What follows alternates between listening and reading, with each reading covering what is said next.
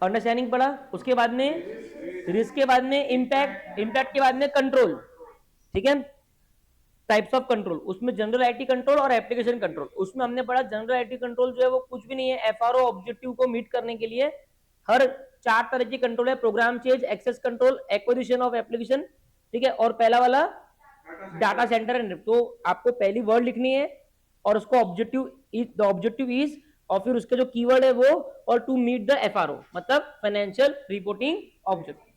Simple simple सी line है, और जो कीवर्ड ध्यान में रखना वो चिपका देना। अब मैं आगे आ जाता हूँ, testing methods in automated environment. क्या बोल रहे हैं? अब देखो हम ऑटोमेटेड एनवायरनमेंट के एंड पे आ गए। हमने डेटा एनालिटिक्स पढ़ा था ऑडिट को लेके, डेटा एनालिटिक्स कल मैंने आपको करवा दिया था। अब ये एंड की पार्ट है ऑटोमेटेड एनवायरनमेंट की। अगर मैं 2024 के पहले की कोर्स की बात करूं तो इसके ऊपर एक स्पेसिफिक चैप्टर था अलग से, जो सिर्फ ऑटोमेशन के ऊपर था। वो थोड़ा सा टफ था, थोड़ा बड़ा था। उन्होंने उसमें से ही कुछ एक्सट्रैक्ट निकाल के 4-5 पेज में इसको कवर कर दिया, ठीक है। तो हम लोग लकी है कि हमको एक लिमिटेड और रेलेवेंट चीज पढ़ने को मिल रही है। अब देखो टेस्टिंग मेथड्स, अभी अपन ने ऊपर क्या देखे? कंट्रोल्स देखे। कंट्रोल्स क्या करते हैं? रिस्क को मिटिगेट करते हैं, रिस्क से होने वाले जो इंपैक्ट है उनको मिटिगेट करते हैं, ठीक है। लेकिन सिर्फ कंट्रोल से ऑडिटर रुक जाता क्या? ऑडिटर का काम क्या है कि ऑटोमेटेड एनवायरनमेंट को टेस्ट करना, है ना।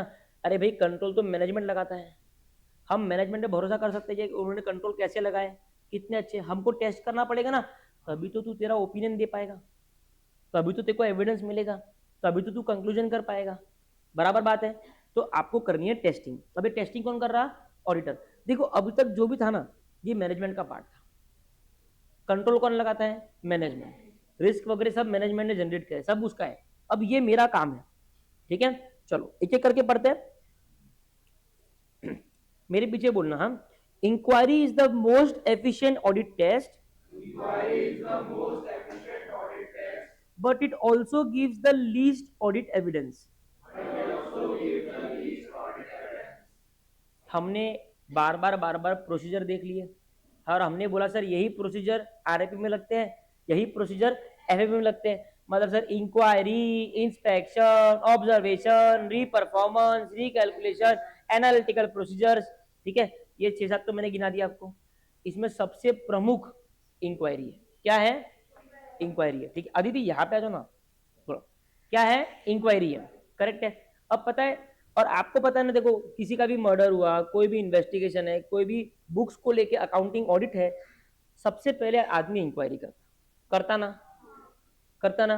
तो inquiry is very very frequently used in every aspect of our life, है ना। अब इंक्वायरी से क्या होता है? इंक्वायरी सबसे एफिशिएंट है।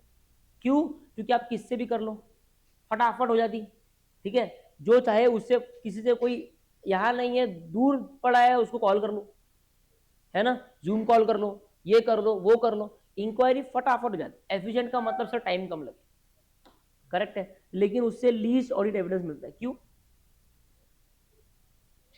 झूठ बोलेगा तो, सामने वाला झूठ बोल दिया तो, अपन थोड़ी भाई भगवान ने अपनी शक्ति थोड़ी अपनी कि सामने वाला झूठ बोले सच बोले हम पहचान ले, है ना। तो इंक्वायरी से मिला हुआ एविडेंस क्या तू ट्रस्ट कर सकती? क्या सोलली ट्रस्ट नहीं कर सकते सर, वो मेरे लिए इनिशियल एविडेंस है, but I need some proof, I need some proof, ठीक है। Inquiry is the most. अभी देखो ना, आप कहीं जा रहे हो, आपको रास्ता पूछना है, आपने बोला यार मेन हॉस्पिटल का रास्ता क्या है, वो बोले यहाँ से सीधा जाओ, रोड खत्म होगी राइट ले लो, फटाफट हो गया, इमीडिएटली आंसर मिल गया, करेक्ट है। लेकिन वो सही था क्या? तुम भरोसा करके वहां चले गए, तुम्हारा टाइम वेस्ट हो गया। अब तुम उसको प्रूफ कैसे करते? तुम मैप पे लगा लेते, है ना। आप कभी भी अगर रोड से ट्रेवल किए होंगे तो अपन हर बार नॉर्मली हम तो करते, हम 2 तरीके यूज करते, ठीक है। हम एक तो पूछ लेते हैं, जैसे आप समृद्धि से कभी शिरडी विरडी के लिए एग्जिट लिए, सिन्नर एग्जिट लिए, कभी कभी कंफ्यूजन हो जाता कि पूना के लिए यू मारना है कि क्या करना है, और मैप इतना ज्यादा स्ट्रांग नहीं है समृद्धि जी के, गूगल मैप के भरोसे तो लोग मर भी गए, ठीक है। आपको पता है ना किस्सा, तो बिहार में क्या हुआ था, आधा ब्रिज बना हुआ था, आधा ब्रिज बना हुआ था, आधा बना हुआ नहीं था। मैप ने दिखाया वो रास्ते से चले जाओ, ठीक है। रात का टाइम था, 3-4 दोस्त थे गाड़ी के अंदर, 100 की स्पीड पे जा रहे थे। वो जैसी ब्रिज आधा बना हुआ था, हमको थोड़ी दिखा, वो ब्रिज से वो लोग जंप हो गए। धमाल की पिक्चर में वो जंप हो गया, अगले साइड पहुंच जाता, लेकिन वो बेचारे पहुंचे नहीं और वो सीधा नीचे आ गए। सब खत्म। अभी ज्यादा नहीं, 4-5 महीने पहले की खबर है। बहुत ज्यादा दुख हुआ देख के सुन के, लेकिन बिहार बिहार है, ठीक है। और बिहार तो बिहार है ही, लेकिन गूगल मैप देखो, है ना, ठीक है। सो normally they say that they take satellite images, but I don't know how they don't, अच्छा for your information, they don't have any input from government in terms of map. They see the map from satellite, okay, but how that satellite has seen कि वो पूरा bridge बना हुआ है, that they know. तो कहने का मतलब पॉइंट पे अगर आते हैं तो अपन क्या करते हैं, इंक्वायरी कर लिया, उसको रीचेक करने के लिए गूगल मैप देख लिया, दोनों अगर सेम बता रहे हैं मतलब एवरीथिंग इज फाइन, ठीक है। तो इंक्वायरी बहुत एफिशिएंट है सर, लेकिन वो लीस्ट ऑडिट एविडेंस देती है। तो यहाँ पे हमारे कीवर्ड क्या है, मोस्ट एफिशिएंट, लीस्ट एविडेंस, ठीक है। Hence, inquiry should always be used in combination with any of the other audit testing method. समझ में आया पूरा सेंटेंस, ठीक है। 4 कीवर्ड क्या है सर, मोस्ट एफिशिएंट है, लीस्ट एविडेंस है, used in combination with other methods. Inquiry alone is not sufficient, अकेले इंक्वायरी काफी नहीं है। रीपरफॉर्मेंस इज मोस्ट, अब यहां तक देखो इंक्वायरी की बात खत्म हो गई, इसको प्लीज ऐसा बना लो अपनी बुक में,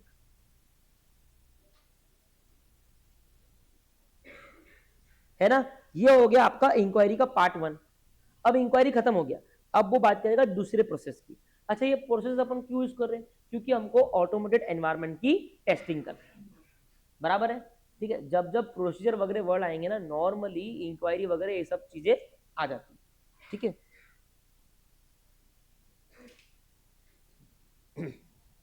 रीपरफॉर्मेंस इज मोस्ट इफेक्टिव।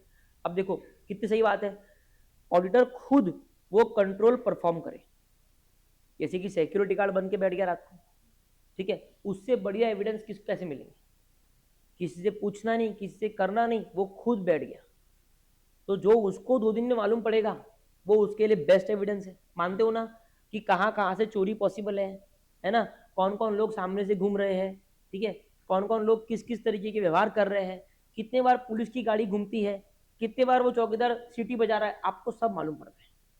उसको बोलते हैं री परफॉर्मेंस। ऑडिटर, और बोलो auditors independent performance of the procedure. Auditor खुद इंडिपेंडेंटली पूरा प्रोसीजर परफॉर्म कर रहा है, पूरा कंट्रोल करके देख रहे हैं, उसको बोलते हैं री परफॉर्मेंस। क्या मैं बोल सकता हूँ री परफॉर्मेंस सबसे ज्यादा इफेक्टिव है, सबसे बेस्ट एविडेंस री परफॉर्मेंस से मिलेगा? आपके हिसाब से नुकसान क्या है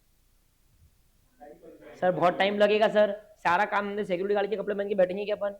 देखो री परफॉर्मेंस बहुत इफेक्टिव है एज एन ऑडिट टेस्ट, ठीक है, लेकिन most effective gives best evidence. However testing by reperformance could be very time consuming and least efficient, ठीक है। ये इसको यहां पे डाल दो, पॉइंट नंबर 2।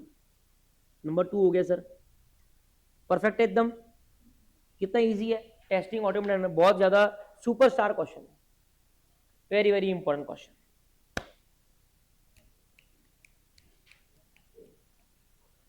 डन डन, आगे बात करूं, ठीक है। तो सर हमने पहले पढ़ा इंक्वायरी, दूसरा पढ़ा री परफॉर्मेंस। इंक्वायरी मेरे पीछे बोलो, मोस्ट एफिशिएंट, टाइम कंज्यूमिंग, नहीं sorry, most efficient, least audit evidence, in combination with other methods, alone not sufficient. 5 point हो गए। अब री परफॉर्मेंस, ठीक है, most effective, very time consuming, ठीक है, और लीस्ट एफिशिएंट, ठीक है, डन, ओके। मोस्ट इफेक्टिव एक भूल गए अपन, best audit evidence, most effective और उसके कारण best audit evidence, very time consuming उसके कारण लीस्ट एफिशिएंट। चलो बहुत बढ़िया है ना, आगे बढ़ू, ठीक है। जनरली, अच्छा यहां तक मैंने लिखवा दिया था क्वेश्चन आपको, ये लिख दिया आपने क्वेश्चन। एक आपको मैंने बोला था पूरा क्वेश्चन लिखो कंट्रोल के ऊपर, और फिर मैंने बोला था आपको कि एक जनरल आईटी कंट्रोल के ऊपर अलग से क्वेश्चन लिखो, लिखा है नहीं लिखा? ये लर्न करके नोट्स बनाना बोला, बिना लर्न करे नोट्स बनाना मत। जनरल आईटी कंट्रोल में तो जो आपके एरो बने होंगे या बुलेट बने होंगे, उसमें तो 3-3 4-4 वर्ड ही होंगे बस। जैसे प्रोडक्शन सिस्टम अपने नॉर्मल वाले में, डेटा सेंटर वाले में प्रोडक्शन सिस्टम और बैकअप, राइट। किसका किसका नहीं बनाया है लर्न करके बना लेना, कोई दिक्कत नहीं है, लेकिन आज बना लेना। बना लोगे क्या? छोटा सा है वो, ठीक है, कोई बात नहीं। चलो आगे बढ़ू। जनरली आप ऐसे टेस्ट देते जाओ, मेरे को सब मान्य है फिर, ठीक है, कि इतना सारा सब लोगों का सही आ रहा है तो मेरे लिए सब माफ है, लेकिन माफ मतलब डिले एक्सेप्टेबल। चलो, generally applying inquiry in combination with inspection, बोलो।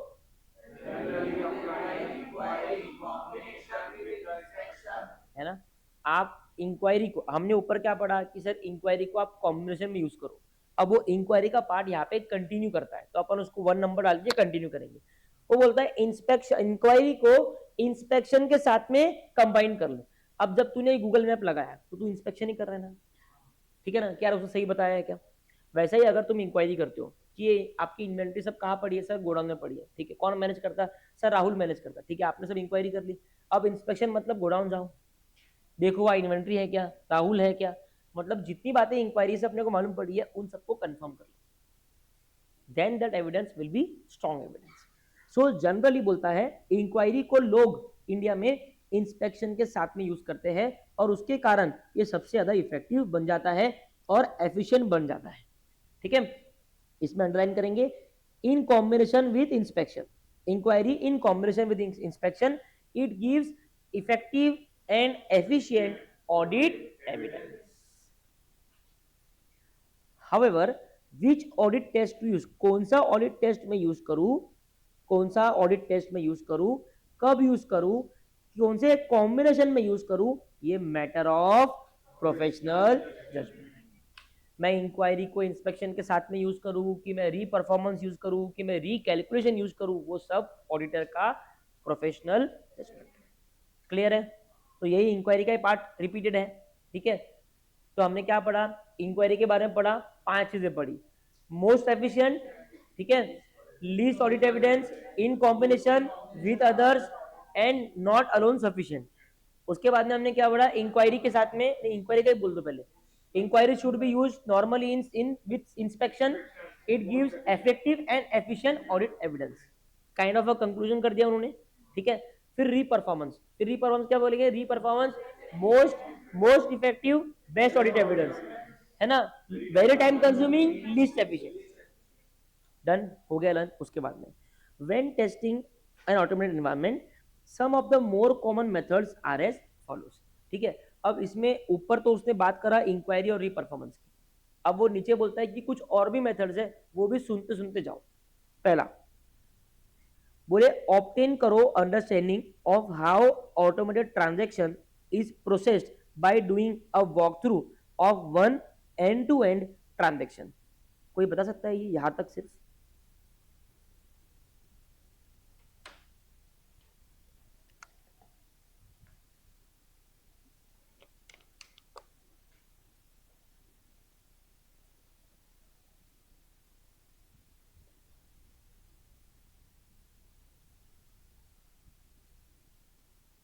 मेरा सजेशन है जिस किसी को भी लर्न करने में दिक्कत जाती है ऑडिट में या कुछ, तो प्लीज़ आप SNW का हेल्प लो, ठीक है। एक मेथड वो बहुत इफेक्टिव है, ठीक है, थोड़ा टाइम कंज्यूमिंग है। दूसरा, आप या तो लर्न करो, लर्न करके फिर बिना देखे लिखने का ट्राई करो, वो भी बहुत इफेक्टिव है। 2 में से एक मेथड जरूर यूज़ करो। तीसरा होता है CRT, क्यूमुलेटिव रिविजन टेक्निक। उसमें हम क्या करते हैं कि हमने 2 पेज लर्न कर लिया, फिर फटाफट 2 को रिवाइज कर लो, फिर अगले 2 लर्न करो, पूरे 4 को रिवाइज करो, फिर अगले 2 लर्न करो, पूरे 6 को रिवाइज करो। ये भी थोड़ा टाइम कंज्यूमिंग है, लेकिन ये भी इफेक्टिव रहता है। ये 3 तरीके से ऑडिट आप अच्छे से कर सकते हैं। अभी ये बताओ, कोई ट्राई बोल नंबर का।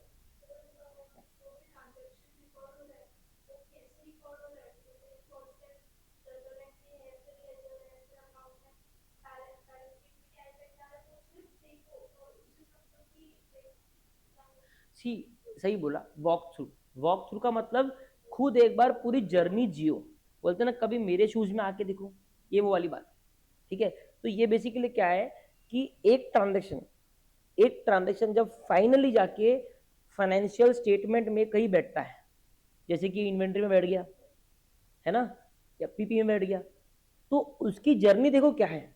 Right from the purchase of PP, right from the purchase order, है ना, राइट फ्रॉम द रिक्विजिशन, कि वो इजाद कहां से हुआ कि मेरे को वो पीपी खरीदना है, वो आइडिया कहां जनरेट हुआ, वो आइडिया फिर परचेज ऑर्डर में कैसे तब्दील हुआ, उसके टेंडर कैसे आए, फिर वो वेंडर फिक्स कैसे हुआ, फिर वो पीपी कैसे आया, आया तो बुक्स में उसकी एंट्री कैसे चालू हुई, ठीक है, उसका इनवॉइस कैसे किसी ने टैली किया, है ना, क्या वो पीपी का इंस्पेक्शन किसी ने किया कि उसमें कुछ प्रॉब्लम तो नहीं है, ट्रैवलिंग के थ्रू कहीं कुछ लग गया कर गया, है ना, फिर वो जो एंट्री है वो लेजर में कैसी गई, लेजर से टीवी में कैसी गई, टीवी से उसकी फाइनली पीएनएल में बैलेंस शीट में पोस्टिंग कैसे, समझा, इसको बोलते एक ट्रांजैक्शन का end to end walk through करना।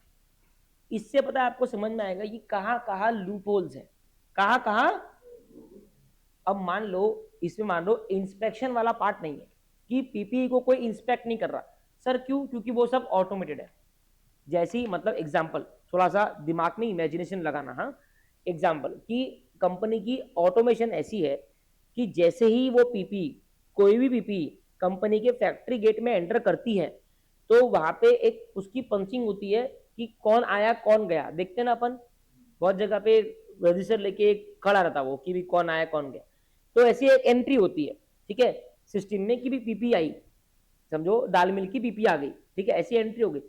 अब ऑटोमेशन ऐसा है कि जैसे ही गेट के अंदर पीपी आई और उसका एक एंट्री हो गया कि वो आ गई, बैक एंड पे सारे जनरल एंट्री ऑटोमेटिक पोस्ट हो रहे, ऑटोमेटिक लेजर में जा रहे, ऑटोमेटिक टीबी में जा रहे, ऑटोमेटिक एफएस में जा रहे, ये ऑटोमेशन क्रेडिट है। और हम काय की टेस्टिंग कर रहे हैं, ऑटोमेटेड एनवायरनमेंट की।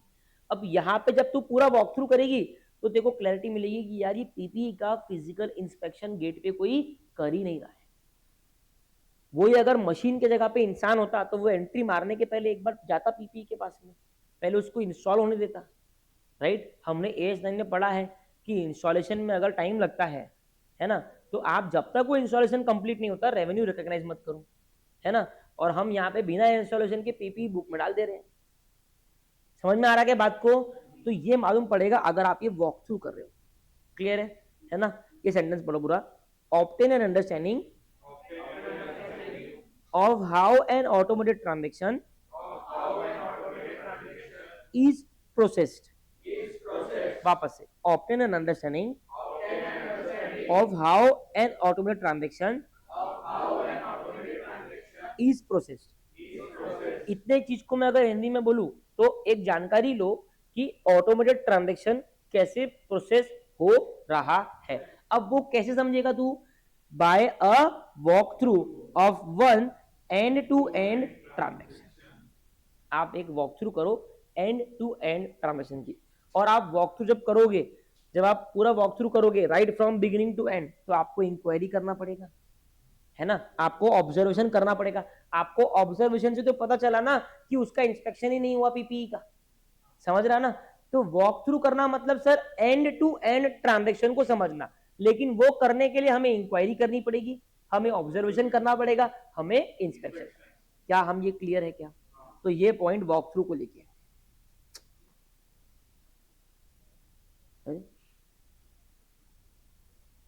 वॉक थ्रू को लेके, किसको लेके, क्लियर है। तो अगर मैं टेस्टिंग एंड ऑटोमेटेड एनवायरनमेंट की बात करूं तो इंक्वायरी को लेके 4-5 पॉइंट है, री परफॉर्मेंस को लेके 4-5 पॉइंट है, ठीक है, और अब वॉक थ्रू को लेके पॉइंट। उसके बाद में देखो, observe how a user processes transaction under different scenario. अलग अलग सिनेरियो में यूजर मतलब कंपनी का एम्प्लॉय, वो कैसे ट्रांजैक्शन को प्रोसेस कर रहा है वो ऑब्जर्व करो। तो क्या मैं कहूं इंक्वायरी हो गया, री परफॉर्मेंस हो गया, वॉक थ्रू हो गया और ऑब्जर्वेशन। समझ रहे क्या, सिर्फ लिखावट का तरीका अलग है, वो एक तरीके से आपको पूरा प्रोसीजर के टाइप्स बता दे रहा है। ऑब्जर्वेशन समझ में आया क्या, कि कैसे एक यूजर, बोलो, पूरे ट्रांजैक्शन को प्रोसेस करता है। आखिरी में inspection, inspect the configuration defined in application. बोलो क्या मतलब है इसका। Divya, any try?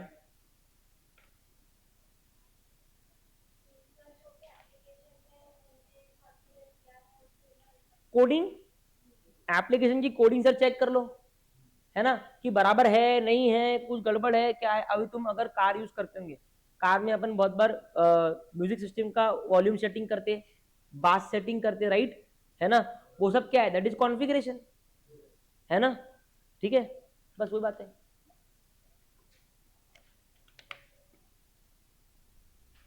ठीक है, तो फाइनल कॉल, अगर एग्जाम में टेस्टिंग एंड ऑटोमेटेड एनवायरनमेंट को लेकर क्वेश्चन आया, मैं क्वेश्चन लिखवा देता हूं आपको अभी, अगर क्वेश्चन आया तो हमारे दिमाग में क्या आना चाहिए, टेस्टिंग कर रहे हैं ऑटोमेटेड एनवायरनमेंट की, ठीक है, नॉर्मली ये सब प्रोसीजर को लेके है, तो अपने अलग अलग प्रोसीजर क्या है, इंक्वायरी, इंक्वायरी के 4-5 पॉइंट, ठीक है, री परफॉर्मेंस के पॉइंट, उसके बाद में एक ऑब्जर्वेशन का पॉइंट, एक इंस्पेक्शन का पॉइंट, एक वॉक थ्रू का पॉइंट। मैं फिर से आपको लर्निंग का बता रहा हूँ तरीका, कुछ भी मत करो, इतना लर्न करना ही नहीं पड़ता, यहाँ पे लेफ्ट में लिख लो, है ना, आपके जो नोट्स है जो आप बना रहे हो ना, उसमें सिर्फ ये लिख दो कि ये क्वेश्चन है और वो क्वेश्चन का आउटलाइन ये है कि इंक्वायरी के 3-4 पॉइंट है, रीपरफॉर्म, आपको लर्न वो करना है कि इंक्वायरी के 3-4 पॉइंट है, एक इंस्पेक्शन का है, एक ऑब्जर्वेशन का, एक आपको बाकी के पॉइंट अपने आप आ जाते हैं,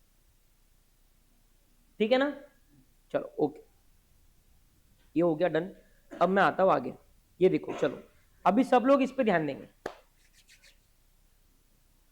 characteristics of manual and automated elements of internal control, ठीक है, पढ़ो इसको एक बार सब लोग जोर की,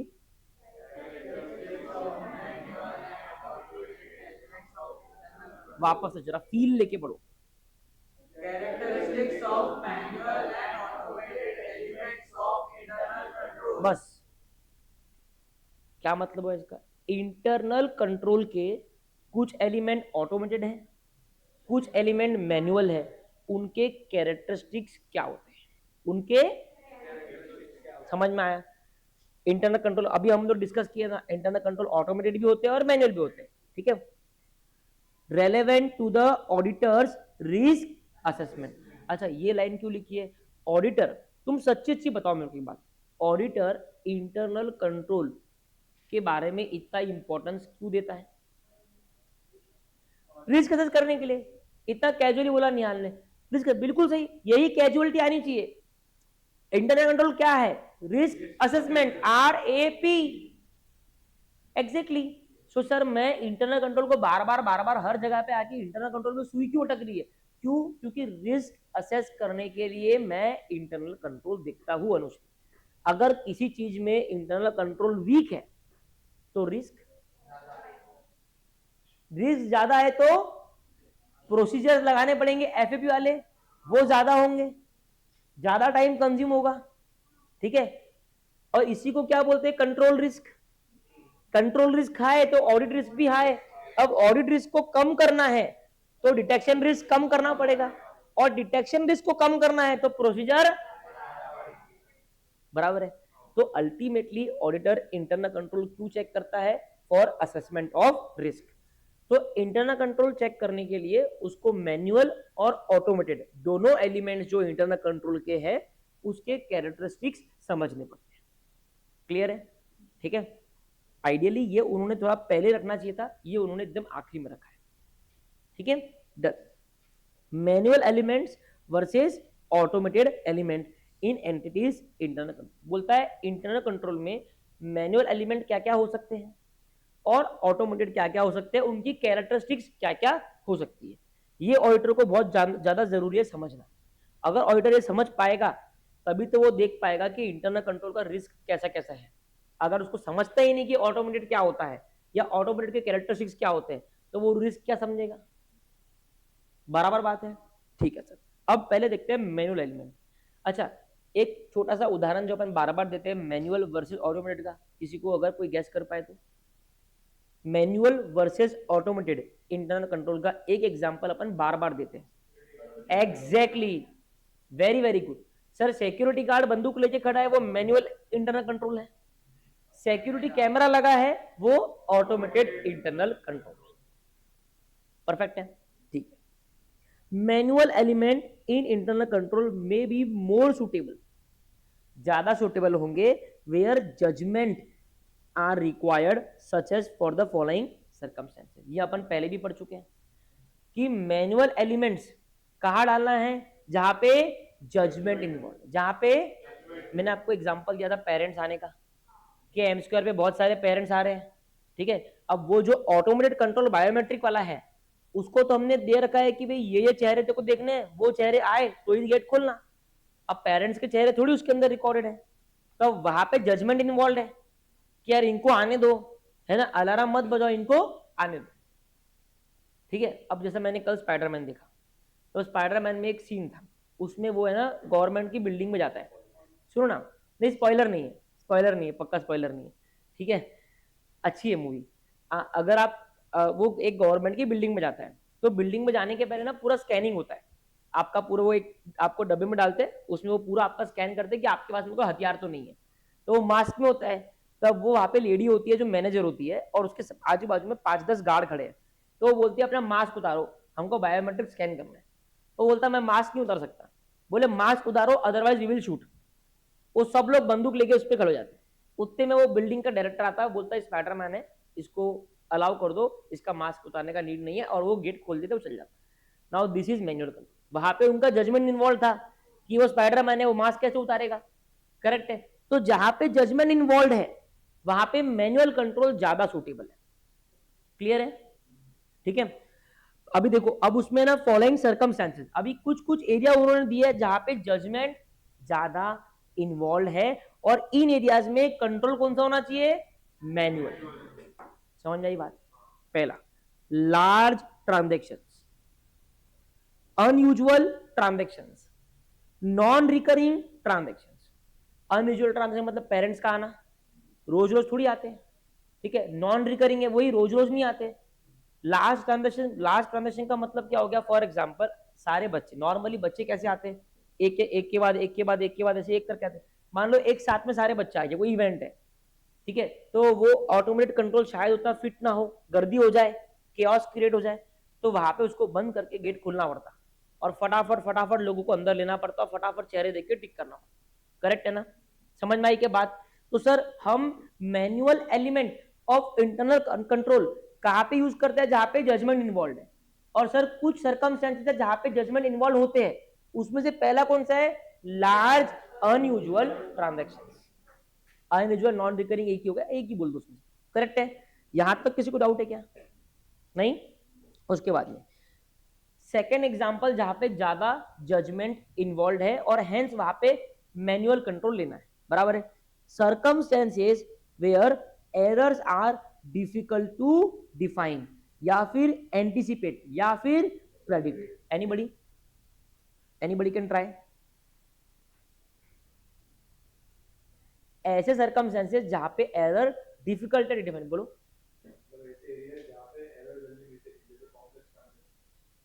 वेरी गुड, है ना सर। कोई कॉम्प्लिकेटेड ट्रांजेक्शन है, वहां पे मेरे लिए बहुत डिफिकल्ट हो रहा है, एज एन क्या बोलते हैं उसको, आईटी गीक बोलते हैं ना, जो एकदम एज एन आईटी गीक मेरे लिए टफ हो रहा है टू डिफाइन द एरर।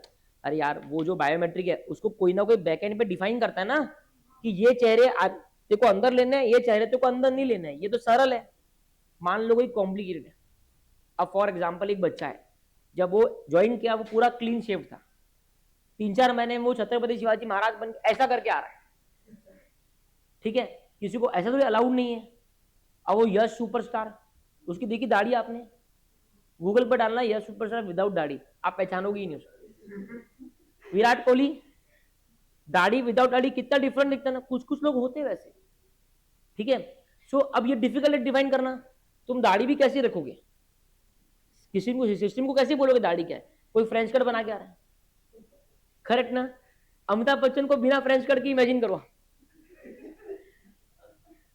तो कहने का मतलब क्या है कि सर्कमस्टेंसेस ऐसे होते हैं जहां पे एरर्स डिफाइन करना बहुत डिफिकल्ट होता है। अब तू एरर डिफाइन नहीं कर पा रही, मतलब कॉन्फ़िगर नहीं कर पा रही, तो वो ऑटोमेटेड कंट्रोल ढंग से काम कर पाएगा क्या, तो फिर उसको बंद ही कर दो, वहां पे एक मैनुअल आदमी खड़ा। तो सर ऐसे ऐसे सर्कमस्टेंसेस जहां पे जजमेंट इन्वॉल्व है और वहां पे मैं manual element of control use करूंगा। पहला कौन सा है, लार्ज ट्रांजैक्शंस या फिर अनयूजुअल ट्रांजैक्शन। जितना आप बोलोगे ना क्लास में उतना आपका लर्निंग होगा। लार्ज अनयूजुअल ट्रांजैक्शंस दूसरा sir errors are difficult to define, बराबर है। तीसरा, in changing circumstances that require a control response outside the scope of an existing automated. कोई कोई एग्जांपल किसी के दिमाग में?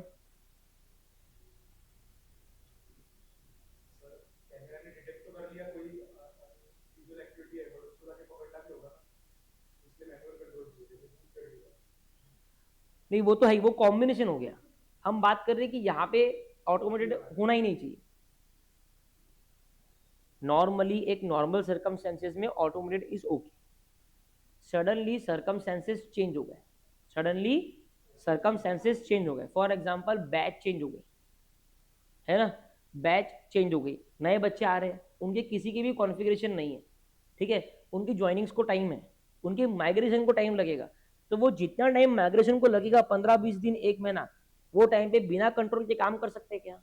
तो बोलता है जब सर्कमस्टेंसेस चेंज हो जाती है, जब चेंज हो जाती है तो कंट्रोल का रिस्पॉन्स भी चेंज करना पड़ता है, जो नॉर्मली उसके स्कोप के बाहर हो सकता है, जो करंट उसका स्कोप है उसके बाहर हो सकता है। तो ऐसे सिनेरियो में आप कुछ टाइम के लिए मैनुअल कंट्रोल लगा, समझा? ठीक है, सर्कमस्टेंस चेंज हो गए, क्या चेंज हो गए? और हमारा जो वो ऑटोमेटेड कंट्रोल था वो उस सर्कमस्टेंसेस के लिए फिट था। अब सडनली सर्कमस्टेंस चेंज हो गए तो हमें कंट्रोल का रिस्पॉन्स भी अलग चाहिए, नए सर्कमस्टेंस के हिसाब से चाहिए, ठीक है, इसके लिए आप मैनुअल कंट्रोल लगा। तो पहला क्या है? Large transactions. दूसरा क्या है? Errors are difficult to define. तीसरा चेंजिंग सर्कमस्टेंसेस।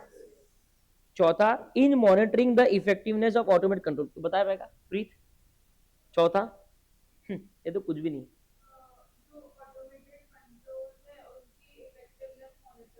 अरे भाई ऑटोमेटेड कंट्रोल की इफेक्टिवनेस मॉनिटर करने के लिए क्या तू एक और मशीन लगा देगी, फिर वो मशीन की इफेक्टिवनेस करने के लिए एक और मशीन लगाएगी, है ना?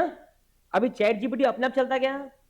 तुमको प्रॉम्प्ट देना पड़ता ना, उसके प्रॉम्प्ट पे तुम ब्लाइंडली भरोसा कर सकते क्या? तुमको चेक भी करना पड़ता। सिमिलरली ऑटोमेटेड कंट्रोल की इफेक्टिवनेस को चेक करने के लिए तुमको मैनुअल कंट्रोल लगाना पड़ता। इसके लिए बोलते AI is not a replacement, AI will reduce, AI will reduce man power requirements, it will not completely replace.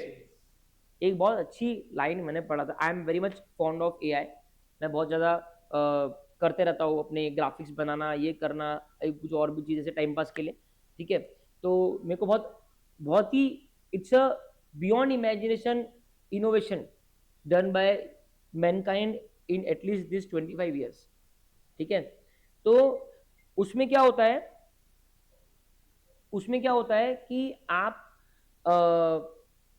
जब उसको प्रॉम्प्ट देते हो, ठीक है, तो उसकी आपको चेकिंग करनी पड़ती है। किसी ना किसी ने तो ये बनाया होगा, ठीक है। आप वो जो एआई है, वो एआई का purpose is to reduce not to replace. एक बहुत अच्छी लाइन लिखी हुई थी, ठीक है, उसमें ये था, if there is a scenario where AI will completely replace human, ठीक है, that marks the end of the world. Why? Because आप उसमें ह्यूमन थिंकिंग दे देते हो, आप उसको सब कुछ दे दोगे, आप एक तरीके से एक इंसान पैदा कर रहे हो, तो वो राक्षस होगा। क्या होगा? वो राक्षस होगा, और अकॉर्डिंगली आप उसको मार भी नहीं सकोगे, समझा? और ये फैक्ट है, ये फैक्ट है। आज जो एआई की पॉसिबिलिटीज है वो लिमिटेड है। इमेजिन करो आप एक ऐसा एआई जो पिक्चरों में दिखाते हैं, वो पॉसिबल है, 100% पॉसिबल है, ठीक है। तो इन monitoring effectiveness of automated control, ये आपका हो गया manual part. Everybody clear? Manual part done. अब मैं बात करता हूं कैरेक्टरिस्टिक्स ऑफ ऑटोमेटेड कंट्रोल की, ठीक है। Manual control elements may be less suitable for the following circumstances. ये ऊपर के सर्कमस्टेंसेस में कौन से सुटेबल थे? अब नीचे वाले में कौन से होंगे? अपोजिट। हाई वॉल्यूम और रिकरिंग ट्रांजेक्शन, हमने क्या देखा था यहाँ पे? लार्ज ट्रांजेक्शन और नॉन रिकरिंग। देखो हाई वॉल्यूम और लार्ज में फर्क है। लार्ज ट्रांजेक्शन मतलब एक ट्रांजेक्शन लेकिन बहुत बड़ा, और हाई वॉल्यूम ऑफ ट्रांजेक्शन मतलब बहुत सारे ट्रांजेक्शन में भी छोटे छोटे छोटे आपके यूपीआई ट्रांजेक्शन, ठीक है, ये लार्ज वॉल्यूम ऑफ डेटा है। और वही आपने किसी को 10 करोड़ रुपए ट्रांसफर किए, that is one transaction which is very large, वहां पे जजमेंट इन्वॉल्व है। लेकिन हाई वॉल्यूम ऑफ ट्रांजेक्शन में आप इंसान कर सकता क्या, बायोमेट्रिक लगाया है इसके लिए कि कब तक इंसान खड़े रह के प्रेजेंट ही लेगा, बराबर है। तो सेम इनके अपोजिट हाई वॉल्यूम और रिकरिंग ट्रांजेक्शन, या फिर सिचुएशंस जहां पे errors that can be anticipated, same इसका अपोजिट, यहां पे एंटिसिपेट नहीं हो रहे थे, यहां पे एंटिसिपेट हो पा रहे हैं, प्रिडिक्ट भी हो पा रहे हैं, प्रिवेंट डिटेक्ट भी हो सकते हैं। Control activities where specific ways to perform the control can be adequately design, कैसे कंट्रोल परफॉर्म करना है वो आप एडिक्वेटली डिजाइन कर पा रहे हो। अगर आप कर पा रहे हो तो फिर आप ऑटोमेशन यूज करो।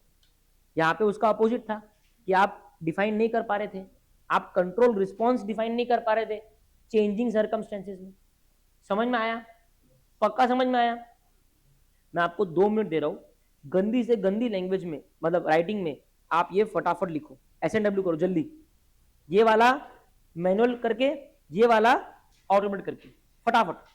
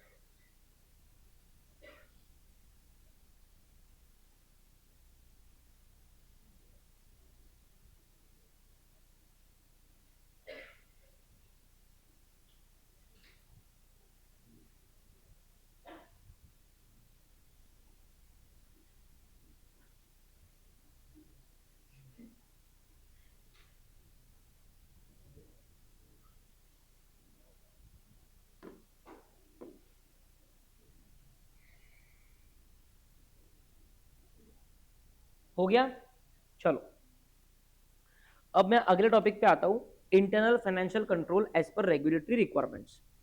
ठीक है, the term internal financial control basically refers to policies put in place by the companies for ensuring. ठीक है, इंटरनल फाइनेंशियल कंट्रोल क्या है पहले बताओ, पढ़ो ये ब्लैक वाली लाइन जोर की। The term internal financial control basically refers to the policies and procedures put in place by companies बस for insurance. जैसे ये कंपनी है, ठीक है, ये कंपनी है, इसके मैनेजमेंट ने क्या किया, मैनेजमेंट ने क्या किया, क्या बनाई, पॉलिसीज, मतलब कोई वर्ड डॉक्यूमेंट बनाई होगी, है ना, और अपनी वेबसाइट पे होस्ट कर दिया होगा, सारे एम्प्लॉयज को दे दिया होगा, सारे मैनेजर्स को दे दिया होगा, और क्या बोला होगा, ये पॉलिसी फॉलो होनी चाहिए।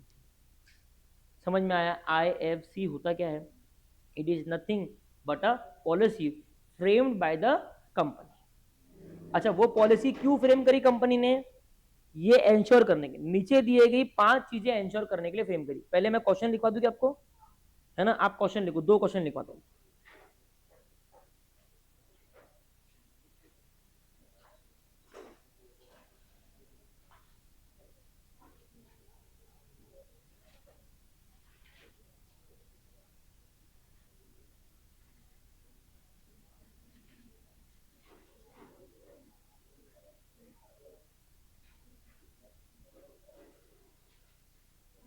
ये लिखो फटाफट, ये ब्लैक लाइन लिखो जल्दी क्वेश्चन में,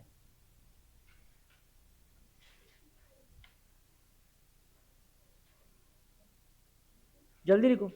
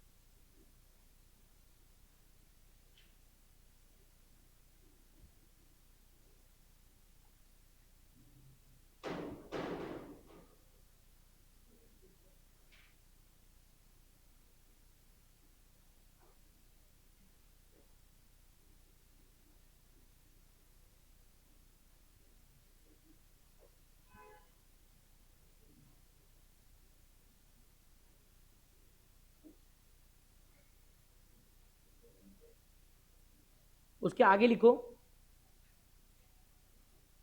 state some of the testing methods in such an automated environment.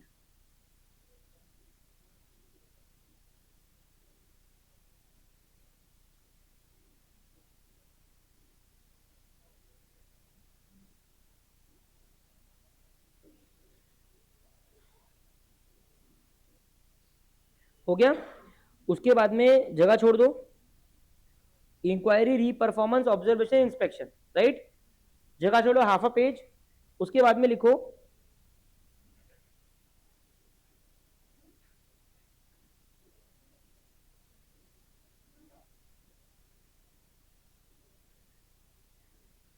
लिखो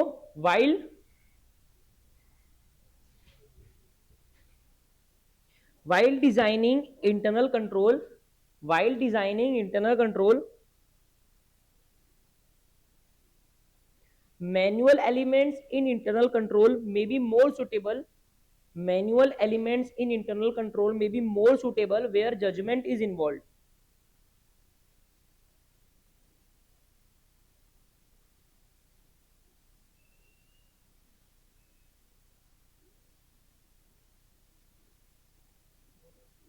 where judgment is involved. In this regards, state some of the circumstances where manual element will be suited, some of the circumstances where manual element will be suited.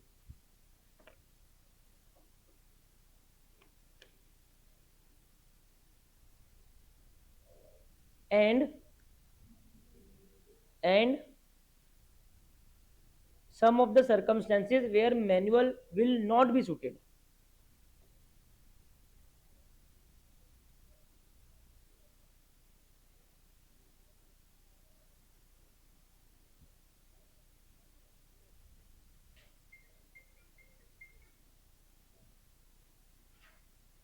हो गया।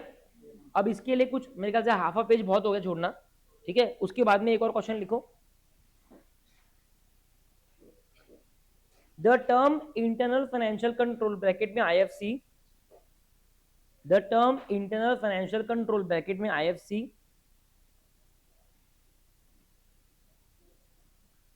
लिखा, basically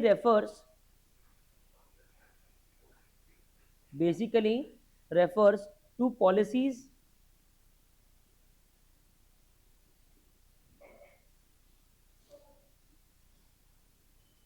basically refers to policies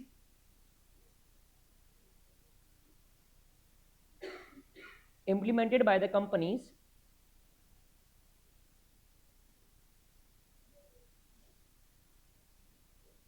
full stop. State for what purpose, state for what purpose IFC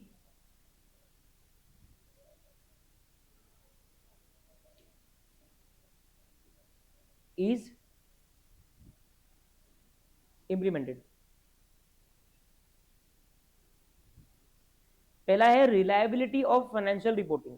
IFC का सबसे बड़ा benefit क्या है कि financial reporting reliable रहेगा, कोई दिक्कत नहीं होगा फाइनेंशियल रिपोर्टिंग में, राइट? ठीक है। उसके बाद में है effectiveness and efficiency of operation. Company के जो भी ऑपरेशंस है वो एफिशिएंटली होंगे, इफेक्टिव तरीके से होंगे, क्योंकि इंटरनल फाइनेंशियल कंट्रोल्स लगे हुए हैं। बराबर है। फाइनेंशियल रिपोर्टिंग की रिलायबिलिटी, ऑपरेशंस की इफेक्टिवनेस और एफिशिएंसी बढ़ जाएगी।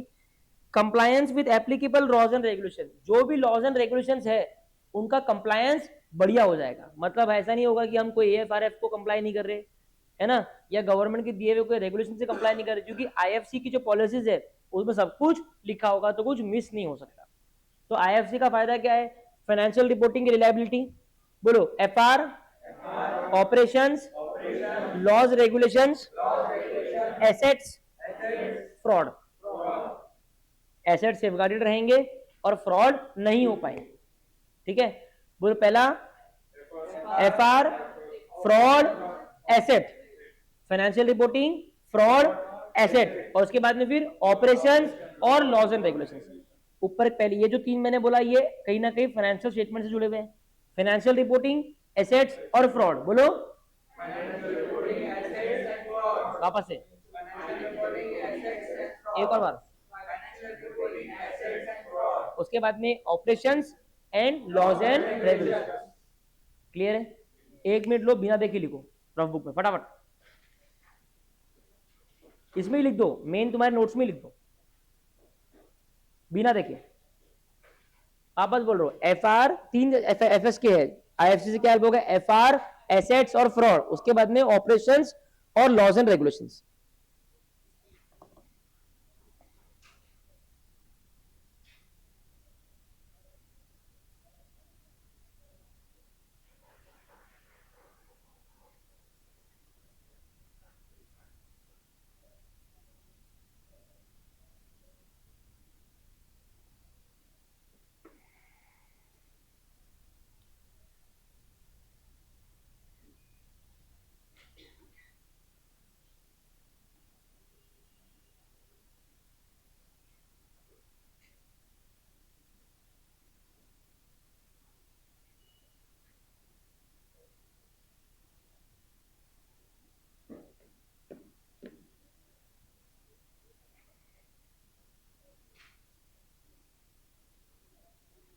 अब है ना अगला क्वेश्चन लिखो, the term internal financial control, the term internal financial control is used at various places in Companies Act 2013.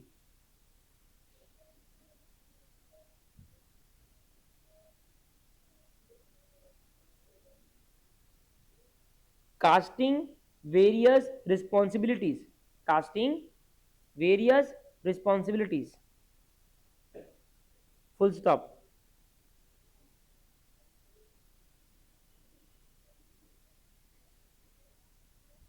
Narrate those areas.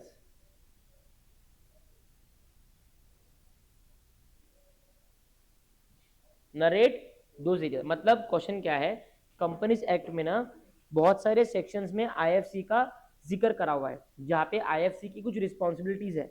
ठीक है, तो अपने को वो बतानी है। एग्जाम में 2-3 बार आ चुका, काफी फेवरेट क्वेश्चन आ जाएगा आईएफसी से कि कंपनीज एक्ट में कहाँ कहाँ पे आईएफसी के बारे में क्या क्या बोला हुआ है। सिंपल हिंदी में अगर क्वेश्चन बोलूं तो पहला बोला हुआ है 134(5)(e) में काय में ये सेक्शन में क्या बोला हुआ है, in case of listed companies, in case of listed companies director responsibility statement, director responsibility statement shall state that directors had laid down IFC to be followed by the company। ठीक है, ये section में बोला हुआ है। एक है ना डायरेक्टर रिस्पॉन्सिबिलिटी स्टेटमेंट होता है, आपने पढ़ा है इंटर में, ठीक है, ये आपको आएगा अभी। ठीक है, डायरेक्टर रिस्पॉन्सिबिलिटी स्टेटमेंट, उसमें क्या होता है, हर कंपनी के डायरेक्टर्स को एक स्टेटमेंट देना होता है कंपलसरी, अगर वो लिस्टेड कंपनी है तो, कि हमारी क्या क्या रिस्पॉन्सिबिलिटी है। उसमें एक होगा एफएस बनाना, एक होगा इंटरनल कंट्रोल वगैरह, राइट, ऐसे 6-7 रिस्पॉन्सिबिलिटी है। उसमें कंपलसरीली डायरेक्टर को अपने डीआरएस मतलब डायरेक्टर रिस्पॉन्सिबिलिटी स्टेटमेंट में लिखना होता है कि आईएफसी लगाना हमारी जिम्मेदारी है। तो वो बोलता है in case of listed companies director responsibility statement को स्टेट करना पड़ेगा कि directors had laid down IFC to be followed by the company, कि ये हमारी जिम्मेदारी है और हमने प्रॉपर आईएफसी लगाया है जो कंपनी को फॉलो करना पड़ेगा। क्लियर है क्या? ठीक है, कंट्रोल किसकी रिस्पॉन्सिबिलिटी है? मैनेजमेंट की। तो इसलिए वो अपने डीआरएस में लिख रहा है कि आईएफसी हमने लेट डाउन, ये लेट डाउन क्या मतलब, इंप्लीमेंट हो गया है जो लोगों को फॉलो करना है। क्लियर है? ये पहला रिक्वायरमेंट है, पढ़ो लर्न करो।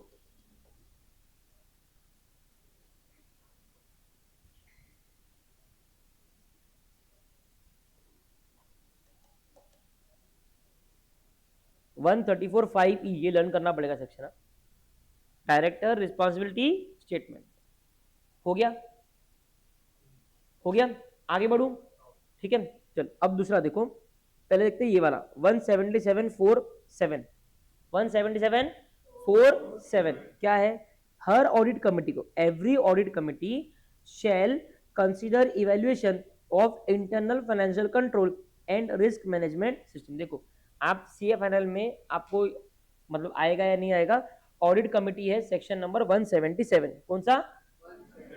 क्या होता है, नॉर्मली लिस्टेड कंपनीज जो है उनको ऑडिट कमेटी फॉर्म करनी पड़ती है। क्या फॉर्म करनी पड़ती है?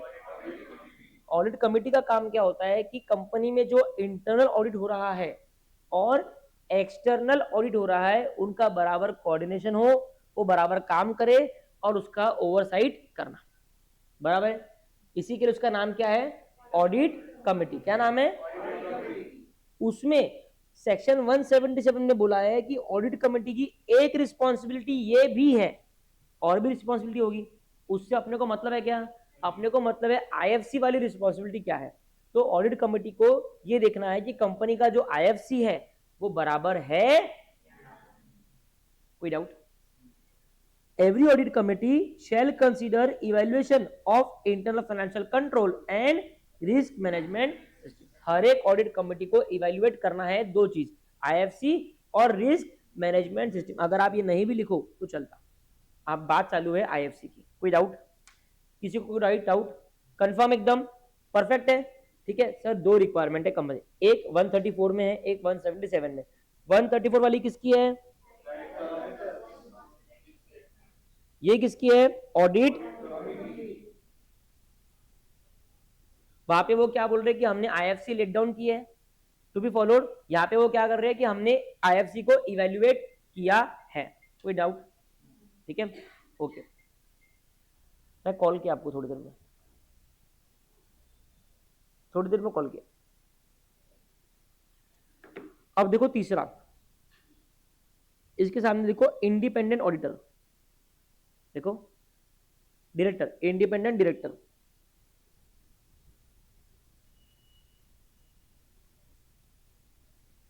ये है क्या इंटर में वर्ड इंडिपेंडेंट डायरेक्टर? है? अच्छा सेक्शन है क्या? हाँ 177।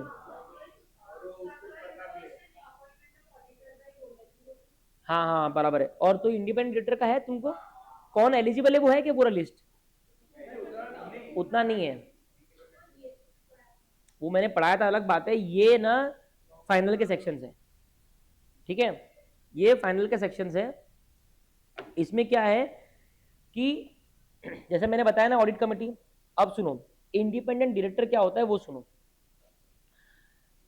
क्या होता था कि कंपनीज में जो डायरेक्टर्स होते थे वो नॉर्मली या तो मुकेश अंबानी के रिलेटिव्स है, ठीक है, या आकाश के फ्रेंड्स है, ठीक है, ऐसा करके वो लोग बना लेते थे। पैसा पूरा उसका है क्या? उसका कितना पैसा है? 30-40%।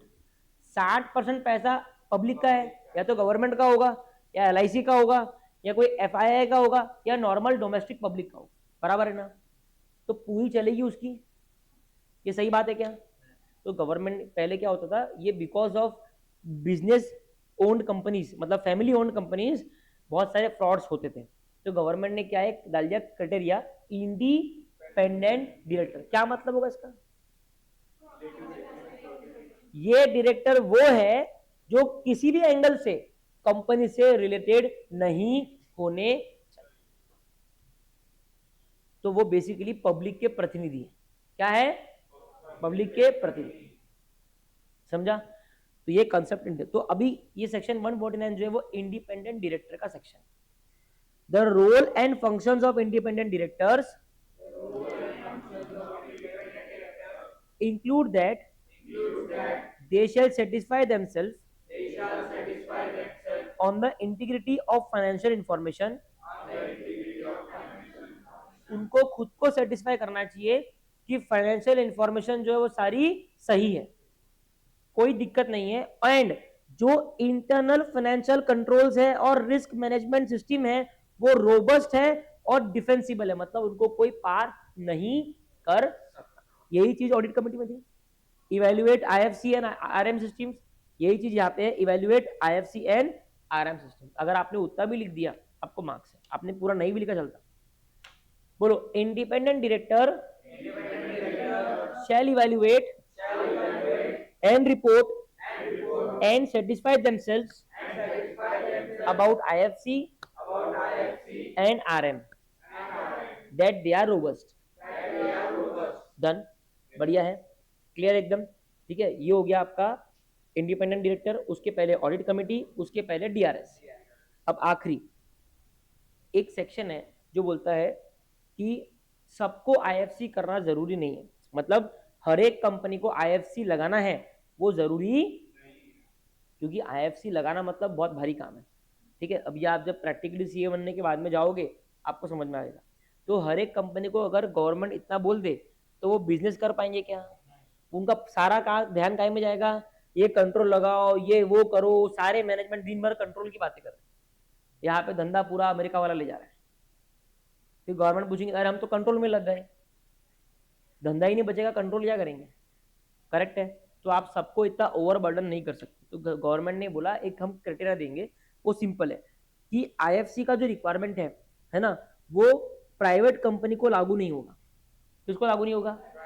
जोर के बोलो।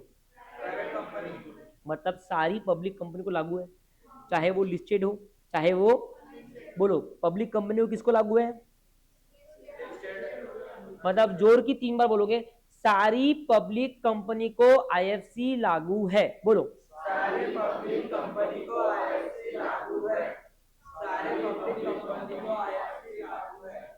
सारी पब्लिक कंपनी को IFC लागू है। अभी पहले क्या था, सारी प्राइवेट कंपनी को भी लागू था, सारी, लेकिन सरकार ने कुछ कार्व आउट किए और बोले अगर ये नीचे वाली प्राइवेट कंपनी है तो लागू नहीं है। कौन सी? पहली 1 पर्सन या स्मॉल कंपनी, कारण समझ ही गए होंगे, छोटी सी तो कंपनी है, ठीक है। जो कंपनी, जो प्राइवेट कंपनी जिसका टर्नओवर 50 करोड़ से कम है, कितने से कम है? मतलब उसको 49 पकड़ लो, ठीक है। 50 करोड़ है तो IFC लागू है क्या? हाँ है सर। लेस देन 50 बोला है, क्या बोला है? तो अपन पकड़ेंगे 49, क्या पकड़ेंगे? मतलब 49.9999 भी रहा तो IFC लागू नहीं है, ठीक है। लेकिन वो याद रहना, इसके लिए अपन 49 बोलेंगे, ठीक है। तो टर्नओवर कितना है? 49। और borrowing which has aggregate borrowing from banks या कोई भी फाइनेंशियल इंस्टीट्यूशन या फिर कोई भी बॉडी कॉर्पोरेट एट एनी, मतलब तूने किसी से भी बोरिंग किया, तूने कोई बैंक से किया, कोई एनबीएफसी से किया, कोई बॉडी कॉर्पोरेट से, मतलब रिलायंस ने अडानी से बोरिंग कर ली, होता तो हो सकता है, तूने किसी से भी बोरिंग किया, अगर at any point of time during the year, मतलब साल में कभी भी एक दिन के लिए भी अगर आपका during the financial year less than 25 crore boring रहता है तो कोई दिक्कत नहीं। लेकिन साल में कभी भी एक मिनट के लिए भी अगर आपका बोरिंग का आंकड़ा 25 करोड़ को टच कर दिया तो आपको आईएफसी लागू। तो सर ये मैं टर्नओवर जो है ये कब देखूं? ये लेटेस्ट ऑडिटेड फाइनेंशियल रिजल्ट के देखना है। मतलब सर अगर 25, सब लोग ध्यान देना बहुत इंपॉर्टेंट है, अगर चालू साल 25 26 है, ठीक है, अगर मैं इसका ऑडिट कर रहा हूं तो मुझे क्या देखना है? 24 25 इसका टर्नओवर कितना था। अगर ये टर्नओवर 50 करोड़ है तो आईएफसी लागू है। ये टर्नओवर 50 करोड़ से कम है तो आईएफसी लागू नहीं है।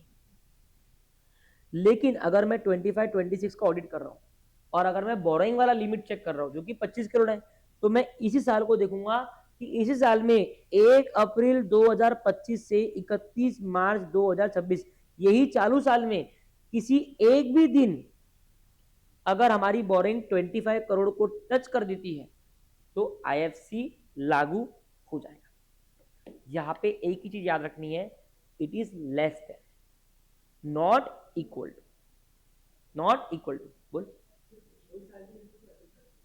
हर साल चेक करना पड़ेगा, हर साल चेक करेगा आईएफसी को, ठीक है। जिस साल तू वो लिमिट्स को मैच नहीं कर रहा वो साल तेरे को आईएफसी का रिक्वायरमेंट नहीं, ठीक है।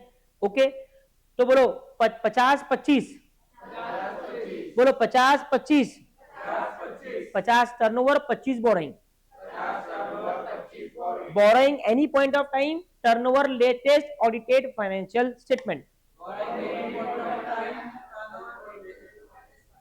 क्लियर एकदम, ठीक है। अब मैं आपको 2 मिनट दे रहा हूं, ठीक है, आप ये पूरा टेबल आज की आज अभी के अभी लर्न करो, जिसमें कि मैं आपको छूट दे रहा हूं कि ऑडिट कमेटी में आपको सिंपल इवेल्यूएट लिखना है, इंडिपेंडेंट डायरेक्टर में सिंपल इवेल्यूएट लिखना है।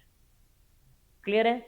मैं चेक करूंगा अभी आके, आपको सेक्शन नंबर भी लर्न करना है, ये वाले मत करना आगे के, सिर्फ मेन, ठीक है, प्लस उनका content. Your time start now, timer of 3 minutes, learn करो फटाफट।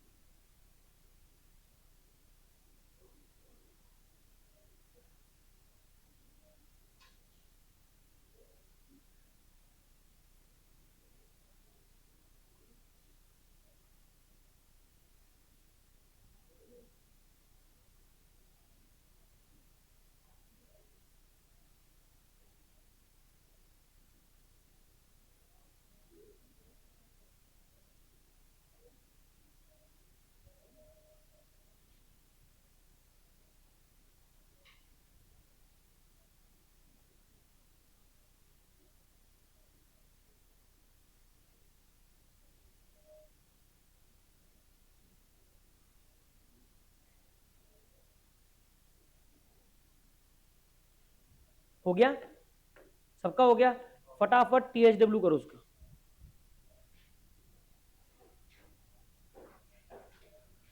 एक काम करो ना, अपनी जो नोट्स वाली बुक है ना, उसमें मैंने क्वेश्चन लिखवा दिया ना आपको, ठीक है ना, उसी के नीचे लिखो, चलता अपने को।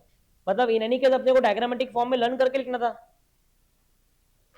थ्योरी कम भी लिखे चलता अपने को। सेक्शन लिख दो और उसके की वर्ड्स लिख दो, तुम्हारी नोट्स भी बन जाएगी, पर्पस भी सॉल्व हो जाएगा।